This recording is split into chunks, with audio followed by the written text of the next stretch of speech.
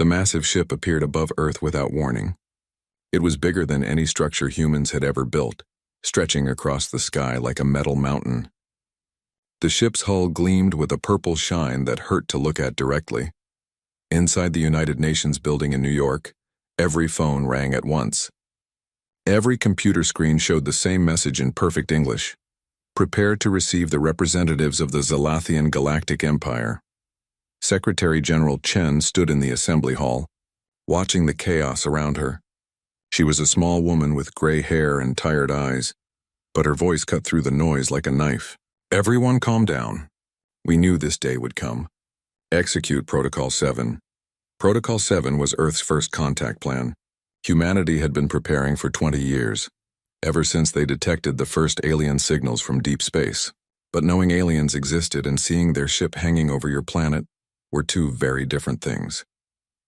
The alien shuttle landed in Central Park 30 minutes later. The military had cleared the area, but millions watched on their screens as the door opened. Ambassador Korthak stepped out first. He stood 9 feet tall with blue-scaled skin and 4 arms. His eyes were completely black like a shark's. Behind him came 50 guards, each carrying weapons that hummed with energy. Chen met them at the UN building with Earth's delegation. She offered her hand in greeting, but Korthax just stared at it. "You are the leader of this world?" he asked. His voice sounded like grinding metal. "I speak for the United Nations, which represents all of Earth's people," Chen replied calmly. Korthax made a sound that might have been laughter. "One planet, yet you need multiple nations? How primitive." He walked past her into the building like he owned it. In the assembly hall, Korthax didn't sit. He stood at the podium and looked around at the gathered representatives from Earth's 195 nations. "I am Ambassador Korthax of the Zalathian Galactic Empire. We rule 10,000 star systems. We have technology beyond your comprehension. We have existed for 50,000 of your years." He paused, letting his words sink in. "Your planet has been selected for the honor of joining our empire. You will cease all independent government immediately. Your resources will be harvested for the empire's use. Your people will work in our mines and factories. In return, we will allow you to live." The silence in the room was complete. Then Chen stood up. "And if we refuse?" Korthax's black eyes turned to her. "Refuse, little creature, look at your world. You have barely touched your own moon. You fight among yourselves with chemical explosives and metal projectiles. We could destroy your entire civilization in minutes." "You could try," Chen said quietly. The room gasped. Several ambassadors tried to speak, but Chen held up her hand. "Ambassador Korthax, Earth respectfully declines your offer. We will remain independent." Korthax's 4 arms spread wide. "You cannot decline. This is not a negotiation. You have 72 hours to surrender. If you do not, we will demonstrate our power. Your moon will be our first target." General Patterson, head of Earth's combined military forces, stood up. He was a large man with scars on his face from old wars. "You threaten us with destruction?" "Sir, I've fought in wars since I was 18. I've seen nuclear weapons tested. I've watched cities burn. If you think humans will simply roll over and submit, you don't know our history." Korthax looked at the general with something like pity. "Your history? We have conquered species that traveled the stars when your ancestors were living in caves. Your nuclear weapons are fireworks compared to our antimatter bombs. Your fighters cannot even leave your atmosphere efficiently. What can you possibly do against us?" Chen walked forward until she stood directly in front of Korthax. She had to look up to meet his eyes. "Ambassador, Earth has a saying, don't mess with things you don't understand. We strongly advise you to reconsider your position." "Is that a threat?" Korthax asked, amused. "It's a warning," Chen replied. "Humans are not like other species you may have conquered. We evolved on a planet that tried to kill us every day. We survived ice ages, plagues, predators, and each other. We split the atom not to create energy, but to create weapons. We went to our moon not to explore, but to prove we could beat our enemies there. War is not something we learned. It's something we're trying to forget." Korthax laughed, a sound like breaking glass. "Pretty words from a pretty primitive. You have 72 hours. He turned to leave, then stopped. "Actually, I think a demonstration now would be more effective." He touched a device on his arm. Outside, people screamed and pointed at the sky. On the screens in the assembly hall, everyone watched as a beam of purple light shot from the Empire's ship toward the moon. Where it hit, there was a flash that lit up the night sky. When the light faded, the moon had a new crater.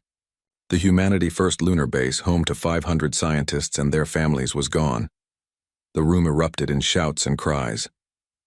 Several ambassadors were weeping. Others were shouting curses in dozen languages. But Chen stood perfectly still, her face like stone. Korthak smiled, showing rows of sharp teeth. That was one small base. Imagine what we can do to your cities. 71 hours and 45 minutes remain. He walked toward the door with his guards. Just before leaving, he turned back. Oh, and we've deployed a blockade around your planet. Any ship trying to leave will be destroyed. Any weapon fired at our vessels will result in immediate retaliation against a major city. You may discuss surrender among yourselves. After the aliens left, the assembly hall was chaos. Representatives shouted at each other. Some wanted to surrender immediately. Others called for nuclear strikes. Chen let them argue for exactly 5 minutes. Then she walked to the podium and spoke a single word into the microphone. Ragnarok. The room went silent. Every military representative stood up at once and left the room. On screens across the world, a simple message appeared. Protocol Ragnarok initiated. Shelter in place. Prepare for war. Chen looked at the remaining ambassadors. Ladies and gentlemen, Korthak's made 3 mistakes. First, he assumed we would tell him the truth about our capabilities. Second, he killed our people and thought we would be scared instead of angry. Third, and most importantly, he gave us 72 hours. She pulled out her phone and made a single call. Admiral Washington. Yes, I saw. How long until the hidden platforms are ready? 6 hours? Good, and Project Crossbow? Excellent. Tell the Mars colony to begin Operation Red Storm. Yes, all of it. She hung up and looked at the confused faces around her. You want to know a secret?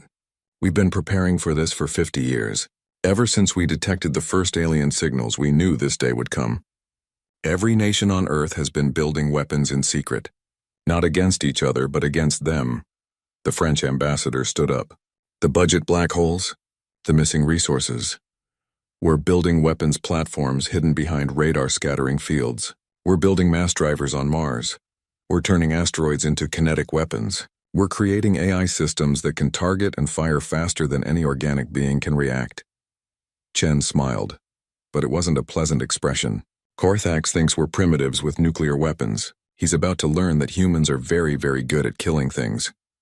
Outside, the purple ship hung in the sky like a threat, but in bunkers and secret facilities across Earth, humanity prepared for war. Scientists ran final checks on weapons that had never been tested. Soldiers loaded ammunition into guns designed to punch through alien armor. And in orbit, hidden by the best stealth technology humans could create, thousands of weapons platforms slowly turned their barrels toward the enemy. The countdown had begun. Not to Earth's surrender, but to humanity showing the galaxy why Earth should never have been threatened. The Zalathian Empire thought they were dealing with primitives. They were about to learn they had awakened something far more dangerous, a species that had turned war into a science, and who had been preparing for this moment since they first looked at the stars and wondered who else was out there. 6 hours after the aliens left, Admiral Washington stood in the command center hidden deep beneath Cheyenne Mountain. The room was filled with screens showing every inch of space around Earth. Red dots marked the 50 Zalathian ships forming a blockade around the planet. Status report, Washington commanded. He was an older man with white hair and steady hands that had pressed the launch buttons in 3 different wars. All platforms report ready, sir, Lieutenant Singh replied. We have 15,000 hidden weapons platforms in orbit. The Mars colony has 20 mass drivers online. The asteroid belt mining stations have confirmed their special packages are armed. Washington nodded. And the AI systems? Artemis is online and running tactical simulations. She's completed 40 million combat scenarios in the last hour. Success rate is holding at 87%. On the main screen, a timer counted down, 65 hours until the deadline. But Washington wasn't planning to wait that long. In New York, Secretary General Chen was in a secure video conference with world leaders. President Harrison of the United States looked grim. Are we really doing this? We're about to start a war with a galactic empire. They started it when they killed our people, Chen replied. 500 souls on that moon base. Children among them. But their technology, began Prime Minister Patel of India, is not as far ahead as they think, Chen interrupted. Our scientists have been analyzing their ships for the last 6 hours. Yes, they have energy shields and beam weapons, but their tactics are predictable. They fight like ancient armies, lined up in formation following strict patterns. They've never fought humans. President Volkov of Russia laughed bitterly. They've never fought a species that invented mutually assured destruction and thought it was a good basis for peace. Chen pulled up a hologram showing the alien fleet. Look at their formation. They're spread out evenly, each ship the same distance from the next. It's perfect. Too perfect. They fight with rules and honor. We're about to teach them that humans don't. Back in Cheyenne Mountain, Washington received a message. Sir, the Chinese report their orbital mirrors are in position. The what? Asked a young officer. Washington smiled grimly. Officially, they're solar power collectors. Unofficially, they can focus sunlight into a beam hot enough to melt steel. And we have 3,000 of them. Admiral. Artemis's artificial voice spoke from the speakers. I've identified a weakness in their shield configuration. They pulse every 43 seconds for 0.03 seconds. It's likely for sensor sweeps. Can we exploit it? Yes, if we time our attacks precisely, we can strike during the pulse gaps. Washington turned to his staff. Begin Operation Prometheus. All units prepare to fire on my mark. In orbit, things began to move. What the Zalathians thought was empty space suddenly filled with human weapons. Platforms that had been invisible dropped their stealth fields. The aliens had been looking for technology like theirs.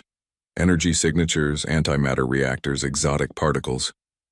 They never thought to look for simple metal and ceramic hidden behind basic radar scattering panels. On the Zalathian command ship, Admiral Korthax was enjoying a meal when alarm started screaming. What is happening? He demanded. Ships, weapons. They're everywhere. His sensor officer was panicking. How did they hide this many platforms? Before Korthax could answer, the first salvo hit. Not energy beams or plasma bolts, but simple kinetic weapons. Tungsten rods accelerated to 20% the speed of light. They punched through the shield gaps Artemis had identified and tore through the alien ships like paper.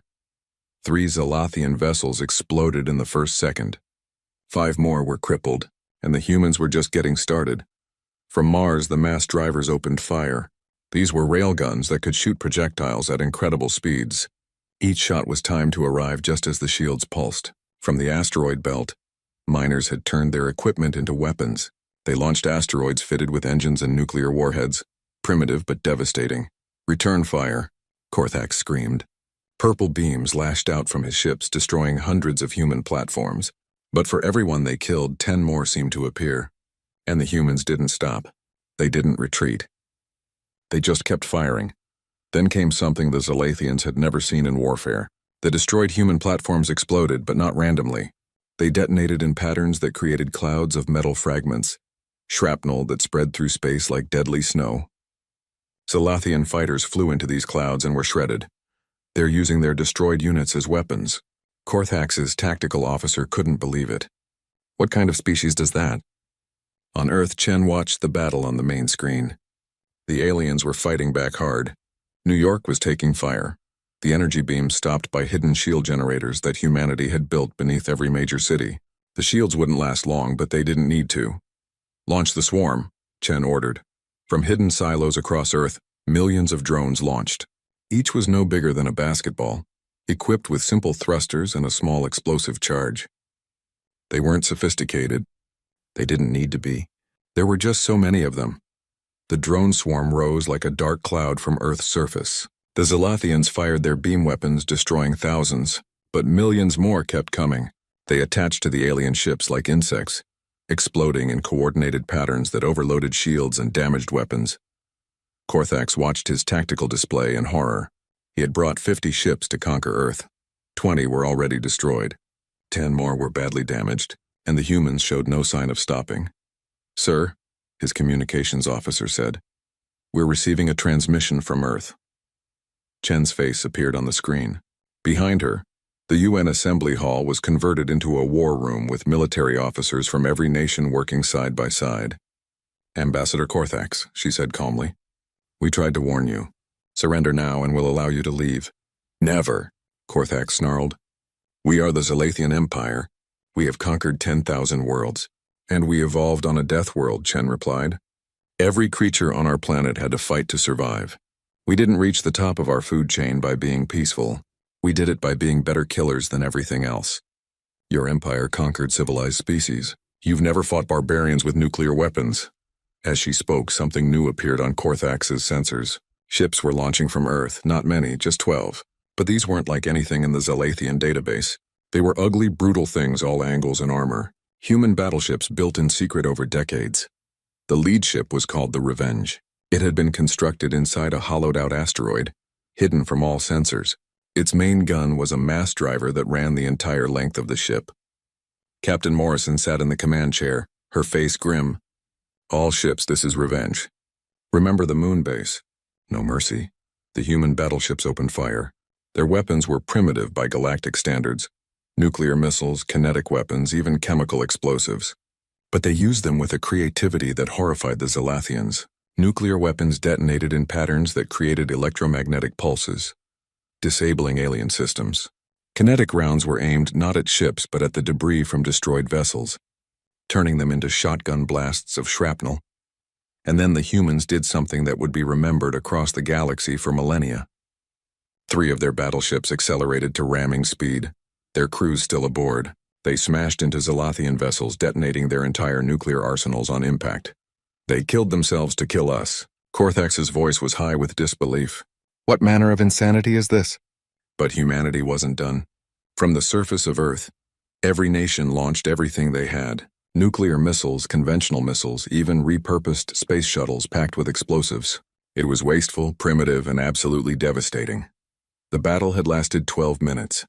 The Zalathian blockade fleet was gone, destroyed not by superior technology, but by the simple fact that humans were willing to do anything, sacrifice anything to win. Where the aliens fought with rules and honor, humans fought with the desperate fury of a cornered animal. As the last Zalathian ship exploded, Chen spoke again to Korthax, whose command ship was the only one still functioning, though badly damaged. You have lost, Ambassador. Your fleet is destroyed. Take this message back to your empire. Earth is off limits. Come here again and we won't just destroy your fleets, we'll bring the war to you. And Ambassador? We're very good at war. We've been practicing on each other for thousands of years. Imagine what we can do when we have a common enemy. Korthax's damaged command ship limped back to Zalathian space, leaking atmosphere and trailing debris. The journey took 3 weeks. 3 weeks for him to replay the 12-minute battle that had destroyed his entire fleet. 3 weeks to try to understand how primitives with chemical rockets had defeated the Empire's technology. When he arrived at the capital world of Zalathia Prime, the High Council was waiting. The council chamber was a vast dome of crystal, with 1,000 seats arranged in circles. Every seat was filled. The defeat of a conquest fleet had never happened in the Empire's 50,000-year history. Explain, commanded High Chancellor Zorax. He was ancient. Even by Zalathian standards, his scales white with age. How did one primitive world destroy 50 ships? Korthax stood in the center of the chamber, feeling the weight of 1,000 stares. They were not what we expected. They hid their true capabilities. They fought without honor, without rules. They used suicide attacks. They turned their own dead into weapons. Impossible, said Councillor Verax. No species would destroy itself to destroy an enemy. Humans would, Korthax replied. They have a concept called mutually assured destruction. They built weapons that could end their own world and aimed them at each other. For decades, and called it peace, the council murmured in disbelief. Zorax raised a hand for silence. Then we will send a proper war fleet. 10,000 ships. We will glass their world from orbit. That would be unwise, Korthax said carefully. You dare question the council? Zorax's voice was dangerous. I question whether we understand what we're dealing with, Korthax replied. In the 3 weeks it took me to return, Earth has been busy. He activated a hologram showing intelligence reports. They've reverse-engineered our FTL technology from the debris of our ships. They're building new vessels. But more concerning, they're not defending. They're preparing to attack. The hologram showed human ships massing near Earth. Not the 12 battleships from before, but hundreds of new vessels. Rough, ugly things built from salvaged alien technology and human engineering. Furthermore, Korthax continued, they've been broadcasting. Every species in the galaxy now knows that Earth defeated a Zalathian fleet. Some are calling it impossible, others are wondering if the Empire is as invincible as we claim. Before the council could respond, alarms began blaring. "Hi, Chancellor." A guard rushed in. "Unknown ships have appeared in our outer system." On the main display, 3 human vessels materialized from FTL. They were small, barely corvette-sized by Zalathian standards. But they moved wrong. Too fast, too agile. Where Zalathian ships moved in elegant arcs, these darted like insects. A message played across all channels. The human speaking was young, wearing a uniform with no designation of rank. "Greetings, Zalathian Empire. I'm Sergeant Collins, United Earth Special Forces. We're here to deliver a message." The 3 ships suddenly multiplied. What looked like 3 vessels was actually 300, using some kind of stealth technology to hide in the sensor shadows of the lead ships. They scattered across the system before the defense fleet could react. "As you can see," Collins continued, "we can reach you. These 300 ships, they're not here to fight. They're here to make a point. Computer, execute Pandora protocol." Every human ship exploded simultaneously, but these weren't normal explosions. They released clouds of something, billions of tiny objects that spread through the system like glitter. Zorax turned to his science advisor. "What did they do?" The advisor was scanning frantically. They appear to have released surveillance devices. Microscopic cameras and transmitters. Billions of them. They're attaching to everything. Ships, stations, even debris. "We're trying to destroy them, but there are too many." Collins's message continued, obviously pre-recorded. "Those are our eyes and ears. We're now watching everything you do. Every ship movement, every communication, every plan you make. Try to remove them, we'll know. Mass your fleet, we'll know. And High Chancellor, we know where you live now." The transmission changed to show Earth. But it wasn't the Earth from 3 weeks ago. The planet was surrounded by a cloud of ships and platforms. Thousands of them, maybe tens of thousands. Construction yards hung in orbit, building more vessels every hour. "This is Secretary General Chen," a different voice said. "In 3 weeks, we've built a fleet. Give us 3 months and we'll build an armada. Give us 3 years and we'll build enough ships to visit every world in your empire. We don't want war, but if you force it upon us, we'll prosecute it with every fiber of our being." The image changed to show human history. Wars, nuclear explosions, cities burning, but also rebuilt cities, former enemies shaking hands, joint space missions between old rivals. "We learned something from our history," Chen continued. "War is easy for us, too easy. We're very, very good at it. That's why we try so hard to avoid it.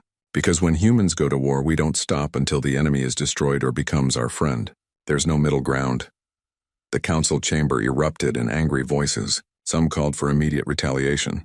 Others pointed out that if humans could reach the capital so easily, what else could they do? Then something worse happened. Counselor Thrak from the Intelligence Division stood up. "High Chancellor, we're receiving reports from across the Empire. Human infiltration teams have been detected on 17 worlds." "What?" Zorax stood up, his ancient joints protesting. "How? Unknown. But they're not attacking. They're just watching and broadcasting. They're showing our subjects the battle at Earth. They're showing that we can be defeated." On the display, a new message appeared. This time it was a different human, dressed in black with no visible weapons. "I'm Lieutenant Commander Zhang, Human Intelligence Services. Right now, there are 10,000 humans spread across your empire. We walked through your spaceports. We sat in your restaurants. We learned your languages in 3 weeks. We mapped your defenses." She smiled, and it was not a pleasant expression. "We could poison your water supplies. We could destroy your power grids. We could crash your economy with computer viruses. But we haven't, we won't unless you force us to.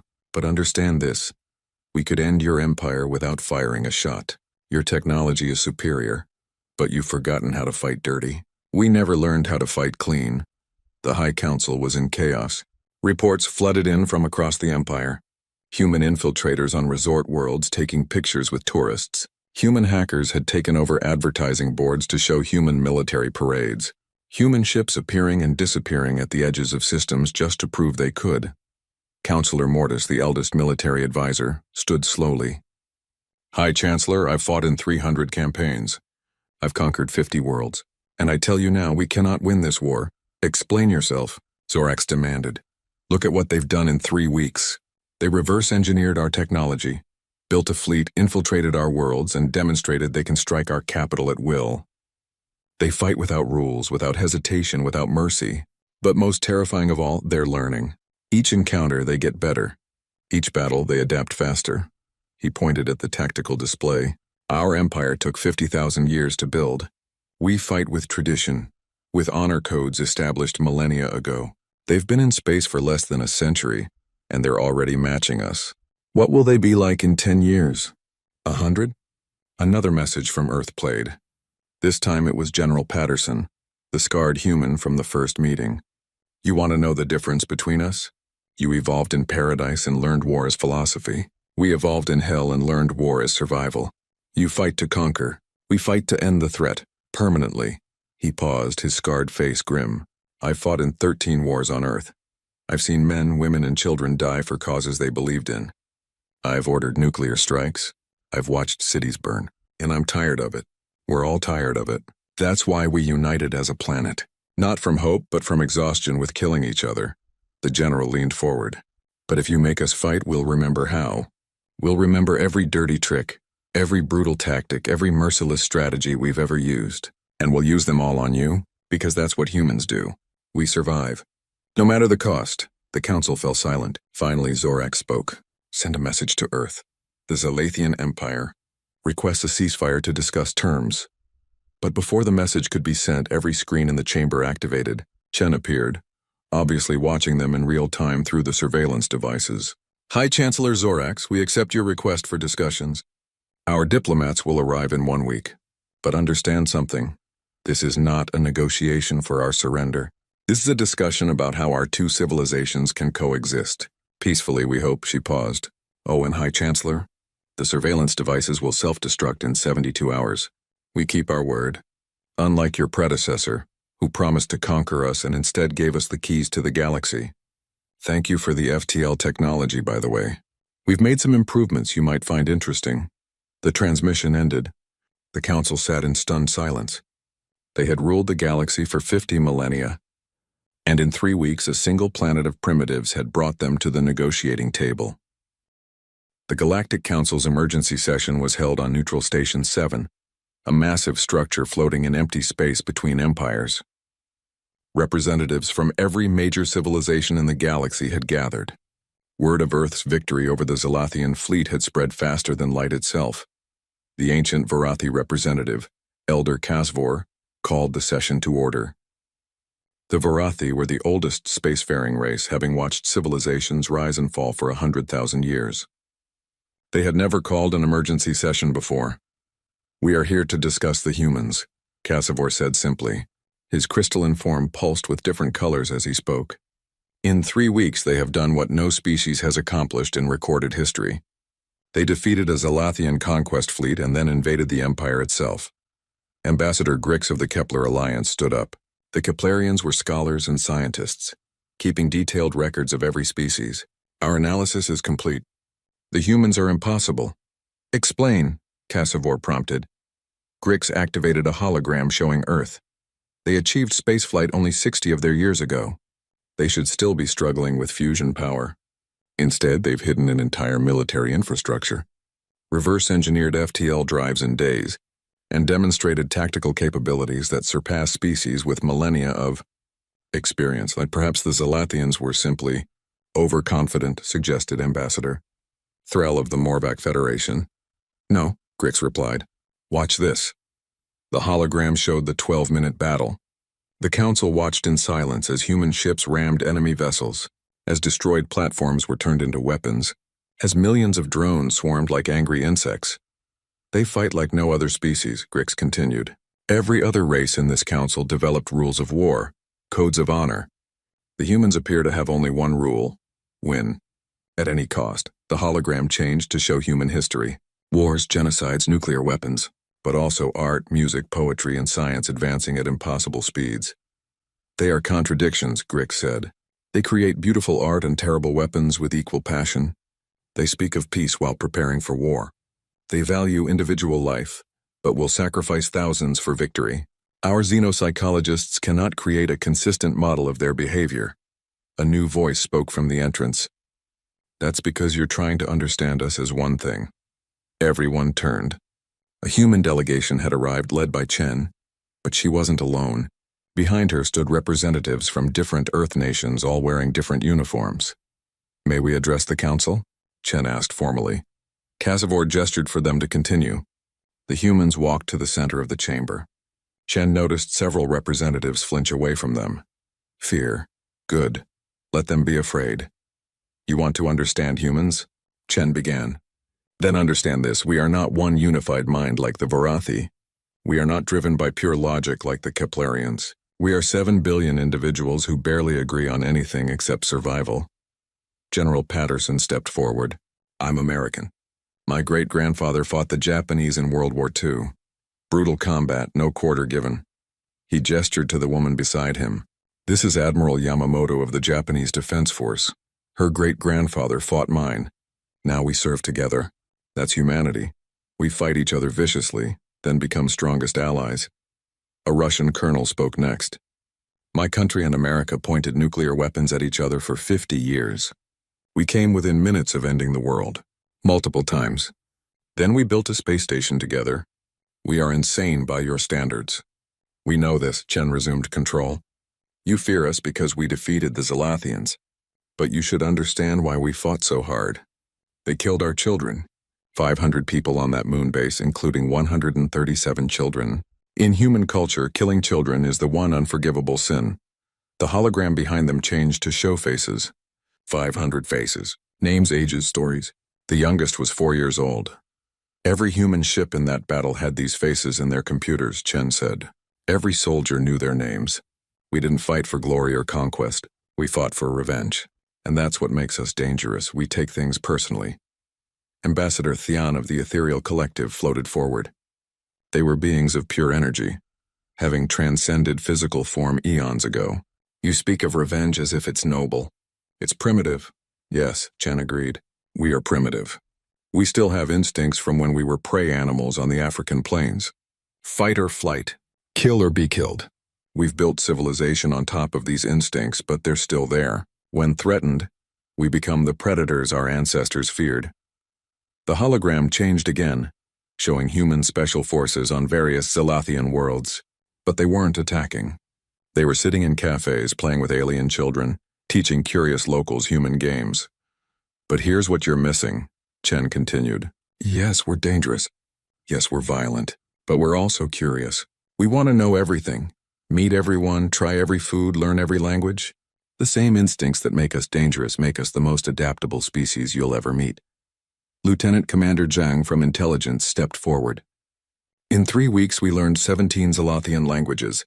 We figured out their technology, their culture, their weak points. But we also learned their poetry, their music, their hopes and fears. That's human nature. We can't help but empathize even with our enemies." Casivore's crystalline form shifted to a deep blue, indicating thought. "You claim to be empathetic, yet you threatened to destroy their entire empire." "We threatened it so we wouldn't have to do it," Chen replied. "Humans have a saying, speak softly and carry a big stick. We showed them the stick so we could speak softly." The chamber fell silent. Then unexpectedly Ambassador Korthax entered. The Zalathian looked different, humbled. He approached the human delegation and did something no Zalathian had ever done. He bowed to another species. "The Empire has agreed to terms," he announced to the Council. "Earth's solar system is recognized as sovereign territory. No Zalathian ship will enter without permission. In exchange, humans will share their perspective on warfare for defensive purposes only." The Council erupted in discussion. The mighty Zalathian Empire making peace with a single planet? It was unprecedented. Elder Casivore raised a limb for silence. The humans have proven themselves capable of both terrible destruction and surprising diplomacy. The question before us is simple. Do we treat Earth as a threat to be contained or as a potential member of the galactic community? Before anyone could answer, alarms began blaring. On the main screen, a massive object appeared from FTL. It wasn't a ship. It was an asteroid fitted with engines and weapons with a human flag painted on its surface. A message played. It was from a human nobody recognized. A young woman in a mining uniform. "Hi, I'm Sarah from Asteroid Mining Collective 12. We heard there was a big meeting about us, so we thought we'd stop by. We brought snacks." Cargo bays on the asteroid opened, revealing not weapons but shipping containers. We've got coffee from Earth, chocolate, pizza, frozen but it reheats well, and about 3 tons of what we call movie night popcorn. Also, we brought something special. The containers opened to reveal art, human art, paintings, sculptures, musical instruments, but also collaborative pieces. Human artists working with materials and techniques they'd learned from studying Zalathian debris. We figured if we're going to be neighbors, we should get to know each other, Sarah continued. So this is an invitation. Any species that wants to visit Earth is welcome. We'll show you our cities, our history, our food. Fair warning, we're weird. We keep animals as companions, not food. We jump out of aircraft for fun. We eat foods that are technically poison because we like the taste. But we're also the species that looked at the stars and said, I wonder who's out there. So come visit. We'd love to meet you. The asteroid activated its engines and departed as suddenly as it had arrived, leaving the containers floating in space. The council sat in stunned silence. They had been debating whether humans were a threat. The humans had responded by bringing snacks and art. Ambassador Grix was scanning the containers. The coffee alone is worth a fortune on the Galactic market.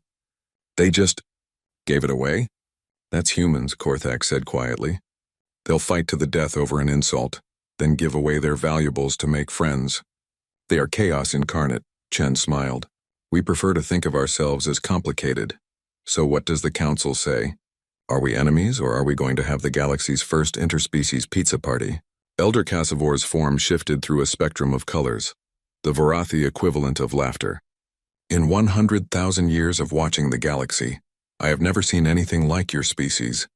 You are dangerous, irrational, and completely unpredictable. He paused. You'll fit right in.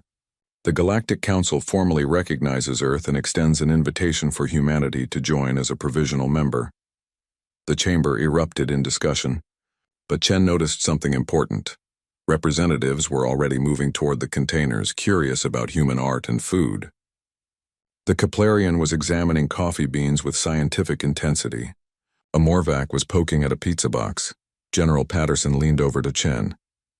Think they're ready for what humanity's really like? Chen watched as an ethereal being tried to figure out how to eat popcorn without a physical form. 1 year had passed since humanity's first contact with the Zalathian Empire. The galaxy had changed more in that single year than in the previous 1,000. The change started small but spread like ripples in a pond. The Galactic Council was in session again, but this time the atmosphere was different. Representatives munched on Earth snacks that had become surprisingly popular. The Keplerian ambassador was addicted to coffee. The ethereals had figured out how to experience taste by possessing willing humans temporarily. Just for meals, Elder Cassivor called the session to order, though his crystalline form now had a small human-made decoration attached, a gift from a human child who had visited the station. We gather today for the formal review of Earth's provisional membership. Ambassador Chen, please present your report. Chen stood, but she wasn't alone. Behind her stood not just human representatives, but also several aliens wearing Earth badges. Elder Cassivor, distinguished representatives, I present Earth's first-year report. But first, I'd like you to meet our new citizens. A young Zalathian stepped forward. I'm Torex. I was a junior officer in the fleet that attacked Earth. I was captured when my escape pod crashed in Japan. I expected torture, death. Instead, a human family took me in, fed me. Their children taught me their games. I requested asylum. I now work as a translator and cultural bridge between our species. More aliens stepped forward. A Keplerian scientist who had joined Earth's space program, a Morvac artist collaborating with human musicians, even an ethereal who had become fascinated with human philosophy and now taught at Earth universities. In 1 year, Chen continued, Earth has welcomed 3,000 non-human immigrants. They came as visitors and chose to stay. Meanwhile, 5 million humans have spread across the galaxy. And here's where it gets interesting. The hologram showed human settlements on various worlds. But these weren't colonies or military bases. They were restaurants, schools, hospitals, entertainment venues. Humans don't conquer, Chen explained. We infiltrate with culture. There are now pizza places on 40 worlds, human hospitals using our experience with trauma medicine from our wars on 20 more, and something we didn't expect, mixed families. The display showed images that would have been impossible to imagine a year ago. A human and a Keplerian running a research station together, Zalathian children playing human games, a Morvac human music group that had somehow figured out how to blend their completely different styles. Ambassador Korthax stood to speak. The Zalathian had changed much in a year. He now wore a human-made tie with his traditional robes, a gift from Chen that he wore proudly. The Zalathian Empire wishes to speak about the humans. The council tensed. Everyone remembered the conflict. We were wrong, Korthax said simply. We saw primitive technology and assumed primitive minds. We have since learned that humans defeated us not despite their primitive nature, but because of it. They still have the instincts of survival that we lost millennia ago, but more importantly, they have something we lost, joy and discovery. He activated his own hologram. This is the Zalathian Military Academy. For 30,000 years, it has taught the same tactics, the same strategies. This is the academy today. The image showed Zalathian cadets training alongside human instructors, but they weren't just learning weapons. They were playing capture the flag, learning guerrilla tactics, studying something humans called thinking outside the box. Human Major Thompson introduced war games, Korthax continued. Not real combat, but simulated battles with strange rules. Capture the flag, paintball, laser tag. We thought it was childish. Then we realized, humans learn through play. They make war a game so they can master it without killing. It's brilliant and terrifying. The Keplerian ambassador Grix stood next. The science division has a similar report. Humans approach problems unlike any species we've encountered. Last month, a human intern solved a mathematics problem we'd been working on for 200 years. When we asked how, she said she got drunk and thought it looked fun. They discover things by accident that we spend centuries calculating. That's because we're not afraid to be wrong, said Professor Martinez, Earth's new science attaché. Humans have a saying, failure is just another form of data. We try everything, no matter how stupid it might seem. That's how we went from discovering fire to splitting the atom in just a few thousand years. Elder Cassivore shifted colors, indicating amusement. And what of the infamous human military? The force that defeated the Zalathian Empire? General Patterson stood up. Mostly disbanded. We keep a defense force, but here's what we learned. We don't need a massive military when everyone's afraid of us going crazy. Our reputation is better than any fleet. He activated a display showing military statistics. But we did something else. We created the Human Emergency Response Fleet. Disasters, medical emergencies, rescue operations. The same instincts that make us good at war make us excellent at saving lives under pressure. We've responded to 17 emergencies this year, saved approximately 40,000 lives across 9 species. A Morvac representative stood up. My colony was hit by an asteroid. The humans arrived in days, but they didn't just bring medical supplies. They brought engineers, construction workers, teachers, even entertainers for the children. They stayed for months, not as conquerors, but as neighbors helping neighbors. My people will never forget. Chen took control again. But we should be honest about problems too. Humans are not perfect members of the galactic community. She showed a list of incidents. 37 bar fights between humans and other species. 200 cases of humans attempting to pet dangerous alien creatures because they looked cute. One human tried to surf a solar flare. Another attempted to eat a plant that was technically a sentient being, though he did apologize. And somehow a group of human tourists managed to crash the Ethereal Collective's consciousness network by trying to upload cat videos. The ethereal representative flickered in annoyance. Those videos are still circulating in our consciousness. We cannot remove them. They are disturbingly addictive. The point is, Chen continued, humans are chaotic. We're going to make mistakes, cause problems, and probably accidentally insult every species at least once. But we're also going to bring innovation, creativity, and a perspective that the galaxy has never seen. A new voice spoke from the back. It was High Chancellor Zorax himself, making his first appearance outside Zalathian space in a millennium. I wish to share something. After our defeat, I was ready to mobilize our entire empire for war. Then I received a message. Not from Earth's government, but from a human child. 8 years old, he displayed the message. It was a drawing, clearly made by a young hand. It showed humans and Zalathians holding hands under a rainbow. The message read, Dear Mr. Alien Leader, I'm sorry our people fought. Fighting is bad. Would you like to be friends instead? I drew this for you. Love, Emma. An 8-year-old child had more wisdom than our entire High Council. Zorax continued. She was right. Fighting was bad. Being friends is better. The Zalathian Empire formally supports full membership for Earth. One by one, other representatives stood to voice support. The vote was called. It was unanimous. Elder Cassavor's form shifted to pure white, the highest honor. Earth is granted full membership in the Galactic Council. May the cosmos help us all, Chen smiled. Thank you. To celebrate, we've arranged something special. The main screen activated, showing Earth, but something was different. Words were appearing on the planet's surface, written in lights across continents. They spelled out messages in every known galactic language. Welcome to the neighborhood. Every human on Earth with access to a light helped spell this out, Chen explained. 7 billion people working together for one message. That's humanity. We can't agree on pizza toppings, but we can unite to welcome our new friends. Then something unexpected happened. Music began playing through the station's speakers. Human music, but somehow modified to be pleasant to all species' hearing ranges. A hologram appeared showing humans across the galaxy, all participating in the same celebration. Dancing, singing, raising glasses of various liquids and toast.